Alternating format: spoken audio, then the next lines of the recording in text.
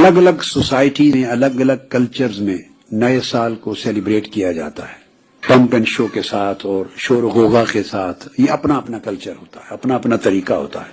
مگر جو اولیاء، صوفیاء اور صالحین ہیں، وہ جب نیا سال آتا ہے اور پچھلا سال ختم ہوتا ہے تو اس کو کسی اور طریقے سے سیلیبریٹ کرتے ہیں.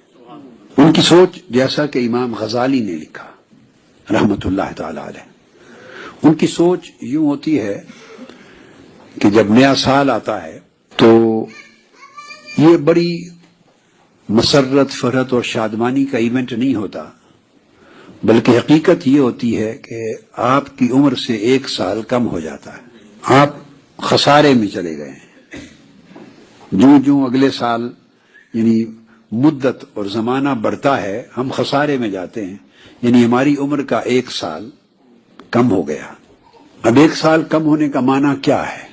اس کا معنی یہ ہے کہ اگر عمر کا جو حصہ گزر گیا، اگر ہم نے اس میں زیادہ کمائی نہیں کی آخرت کے لیے، جو اینڈ لیس لائف آنے والی ہے، ایور لاسٹنگ زندگی آنے والی ہے، اگر اس کے لیے ہم نے اسپریچولی ارن نہیں کیا تو وہ حصہ ہمارا لاس کا حصہ ہے. جس بزنس میں ارننگ زیادہ نہ ہو، بزنس کے اس حصے کو آپ کہتے ہیں کہ لاس ہوا. تو اگر ہم نے ارن زیادہ نہیں کیا تو اس کا مطلب ہے جو حصہ زندگی کا گزرا وہ لاس میں گیا. تو 1 سال اور بڑھنے کا معنی یہ ہوا کہ لاس کا جو حصہ ہے وہ بڑھ گیا، اور اب باقی زندگی جو بچی، جس کا کچھ اندازہ نہیں ہے، معلوم نہیں وہ کب ختم ہو جائے، مگر اتنی بات ڈیفینیٹ ہے کہ اس میں سے 1 سال کم ہو گیا. اب وہ ارن کرنے کے لیے بقایا حصہ بچ گیا. اگر ہم سنور گئے، ہم نے اپنی لائف میں چینج پیدا کر لی، تو اب سوچ یہ ہے، کنٹمپلیٹ یوں کرنا ہے کہ اگر ہم اپنے آپ کو تبدیل کرنے پر اور آخرت کے لیے بیٹر ارننگز کے لیے تیار ہو جائیں تو ہمارے پاس اب جو مہلت پہلے تھی اس سے 1 سال کم رہ گئی. تو ارننگز کے لیے ٹائم کم رہ گیا اور لاس کا عرصہ بڑھ گیا. یہ ایک نئے سال کو سیلیبریٹ کرنا، کنٹمپلیٹ کرنے کی شکل میں، میڈیٹیٹ کرنے کی شکل میں، اپنے حوال پہ ریفلیکٹ کرنے کی شکل میں، سوچ بچار اور تفکر اور تدبر کی شکل میں، یہ ایک طریقہ ہے. اولیاء کرام تو یوں کہا کرتے تھے کہ اگر 1 ساتھ بھی گزر جائے اور آپ اس میں ارن نہیں کر سکے تو وہ بھی ایک لاس ہے کہ زندگی سے وہ 1 لمحہ نکل گیا.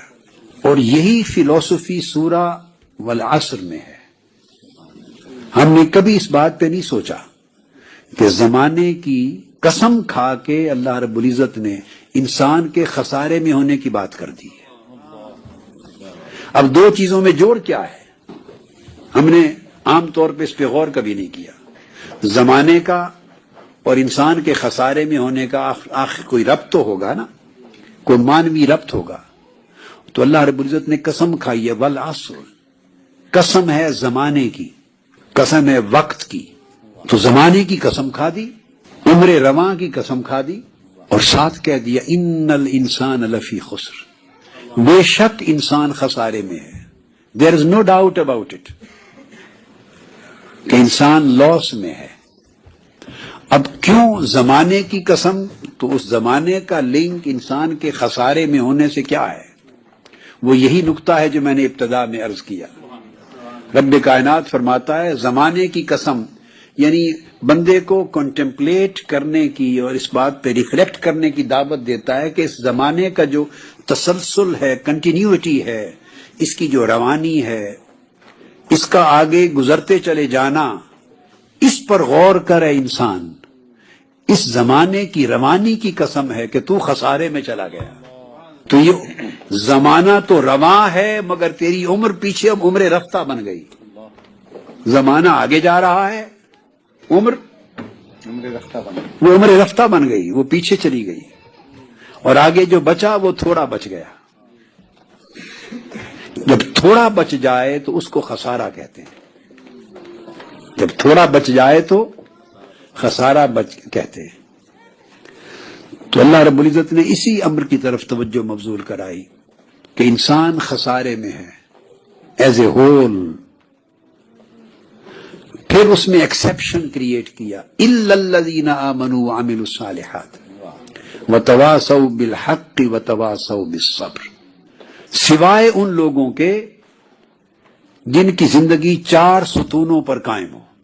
ان میں پہلا ایمان، کہ دیکھنا یہ ہے کہ بندے تو نے یہ جو زمانہ گزرا اس میں ایمان کو کتنا مضبوط کیا. والعصر، جو قسم کھائی ہے زمانے کی کہ زمانے کو ایک آئینہ بنا کے دیکھ اور اس کے اندر جھانک اور دیکھ کے اس زمانے میں جو تم نے گزارا ہے تو نے ایمان کو کتنا مضبوط کیا. وعمل الصالحات، تو نے اعمال صالحہ جو پائس ڈیڈز ہیں، ایکٹس آف رائچسنس ہیں، وہ کتنے گین کیے. اعمال صالحہ، کمائی نیک اعمال کی کتنی کی. وتواصوا بالحق، تم نے حق بات کی نصیحت کتنی کی.